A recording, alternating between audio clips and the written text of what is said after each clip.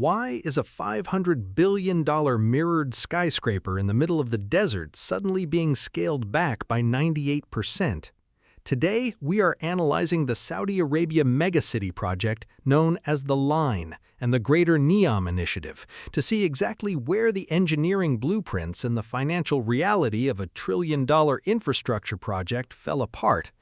By the end of this investigation, you will understand the thermal mirror trap, a structural oversight that could turn this hyper-modern dream into a 170-kilometer oven, and why the recent drastic reduction in the project's scope was actually a desperate move to prevent a geological and economic catastrophe.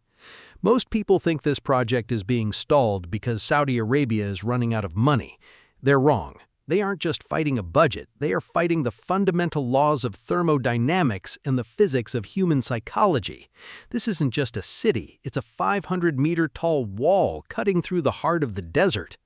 If you are fascinated by the hidden flaws and massive infrastructure and the hubris of modern architectural dreams, you're in the right place. Subscribe, because every collapsed structure leaves a blueprint, and we're here to decode it. I've always been fascinated by how a single microscopic miscalculation in a blueprint can bring down a mountain of steel and concrete. But with the Line, the miscalculation isn't microscopic, it's planetary. Once you understand the physics behind the proposed structure, the disaster of its downsizing starts to make total sense.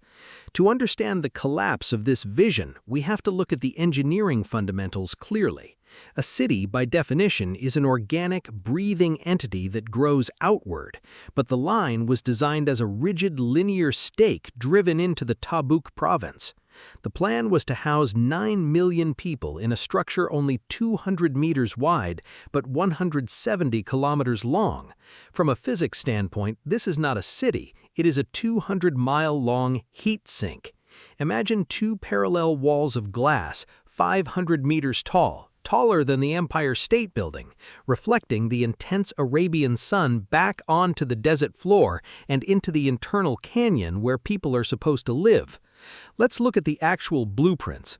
In a standard city, heat is dissipated through open spaces and varying building heights, but in the Line, the mirrored façade creates a phenomenon known as solar gain on a scale never before seen in human history. The blueprints call for a total mirror finish to allow the building to blend into the desert. However, as any structural engineer will tell you, glass and steel expand when heated.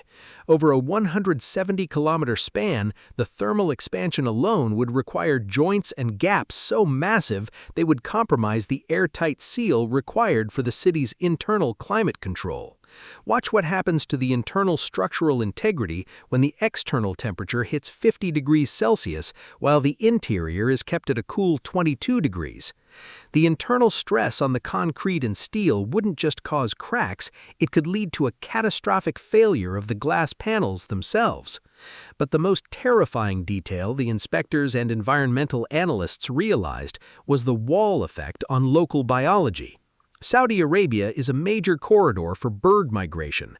A 500-meter-tall, 170-kilometer-long mirror is essentially a giant invisible barrier. The autopsy of the project's environmental impact showed that millions of birds would likely fly directly into the structure, unable to distinguish the reflection of the sky from the sky itself. Furthermore, the building would act as a literal wall for ground-based wildlife, cutting off ancient migration routes and creating a massive ecological dead zone on either side of the structure. The engineers ignored these biological reports in favor of the aesthetic vision of Crown Prince Mohammed bin Salman, but nature does not negotiate with architects. This is where the math falls apart. To build the Line, you need a level of logistics that exceeds the construction of the Great Pyramids and the Panama Canal combined. The project requires the excavation of billions of tons of earth and the pouring of more concrete than almost any other single project in history. But here's what the investigation revealed. The global supply chain for high-grade construction sand and specialized glass simply cannot meet the demand of the line without driving global prices to a breaking point. The engineers were anchoring the foundation into porous desert sand and coastal silt. When you place that much weight, a 500-meter-tall continuous wall on shifting desert soil, the foundation doesn't just sit, it settles. In a circular or grid-based city, settling is manageable. In a linear city, if one section settles more than the one next to it, the entire line snaps.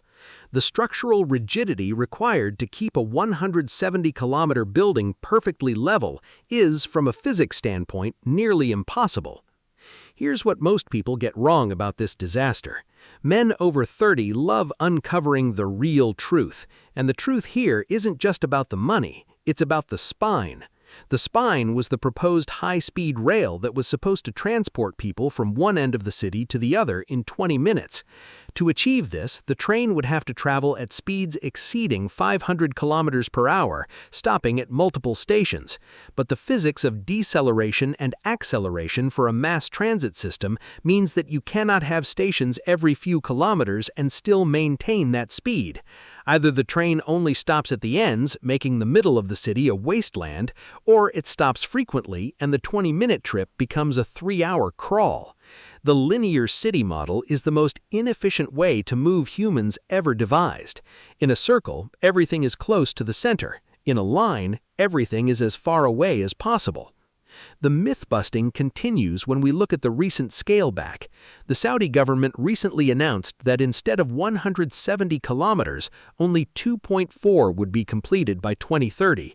They claim this is a phased approach, but the reality is that the sovereign wealth fund, while massive, is not infinite. With oil prices fluctuating and the kingdom spending hundreds of billions on other Vision 2030 projects, like the World Cup and the Asian Winter Games, the liquidity just isn't there. But more importantly, the hubris of the project was the belief that people would want to live in a windowless canyon. The design traps residents in a narrow space with no view of the horizon, only a view of the opposite wall 200 meters away. Human psychology requires a connection to the horizon and the natural environment. The line is essentially a high-end prison disguised as a utopia. If you look at modern infrastructure being built right now, many projects are making this exact same structural compromise, prioritizing the look over the life. The reason this matters today is because NEOM is a warning. It's a warning that even with $500 billion, you cannot buy your way out of the basic requirements of human habitation and environmental harmony. According to the structural reports that have leaked from the project, the cost-cutting decisions are already starting. They are looking at using cheaper composites instead of the specialized heat-treated glass, which will only accelerate the heat island effect inside the city. This makes the project feel urgent and relevant because we are watching the world's largest experiment in architecture of ego fail in real time. Most people don't realize the physics at play here. When you build a wall that long, you change the wind patterns of the entire region. The line would create a massive wind tunnel effect, accelerating desert storms through the pedestrian levels at dangerous speeds. The autopsy of the disaster showed that the planners didn't conduct sufficient wind tunnel testing for a structure of this length. They treated it like a building, but it's actually a mountain range, and mountain ranges create their own weather. The amount of energy required to air condition a structure that is constantly battling the desert sun and high-velocity winds would be enough to power a small nation. The green promise of NEOM falls apart when you calculate the carbon cost of its construction and the energy cost of its survival. So the reason this $500 billion project is collapsing into a 2-kilometer fragment comes down to 3 things: ignored geological and atmospheric data, a fundamental misunderstanding of linear logistics, and a catastrophic management ego that prioritized a sci-fi aesthetic over structural reality. The project was sold as the future of humanity, but it was designed without a basic understanding of how humans actually live. The mirrored Mirage is fading because, at the end of the day, a city needs to be more than a monument to its creator. It needs to be a place that works with the Earth, not against it. If you look at the landscape of mega projects in 2026, the lesson of the line is the most important one. You can excavate the earth, you can pour the concrete, and you can buy the glass, but you cannot force a lifestyle that defies the laws of nature. The complexity ceiling was hit the moment the first trench was dug. The Saudi government is now pivoting to smaller, more traditional developments within the NEOM region, like Sindalah and Trojena, which actually follow the topography of the land rather than trying to cut through it. This is a quiet admission that the line was a blueprint for a failure that was too expensive to complete. If you learned something new from this investigation into the desert's most ambitious failure, subscribe. Next, we're breaking down why China's perfect megacity, Xi'an, is currently sitting as a ghost town, despite having the most advanced infrastructure on the planet. The blueprint error in their top-down planning might surprise you. From a physics standpoint, a city that is built all at once can never truly be alive. We'll look at the actual reports from the ground in China to see if their trillion-dollar dream is suffering from the same ego-structural flaws as the line. Every collapsed structure, whether it's a fallen dam or a failed city, leaves a blueprint for us to study. The autopsy of the line shows us that the most dangerous flaw in any project isn't in the steel, it's in the vision. By the end of our next breakdown, you'll see the pattern that connects every failed megacity of the 21st century.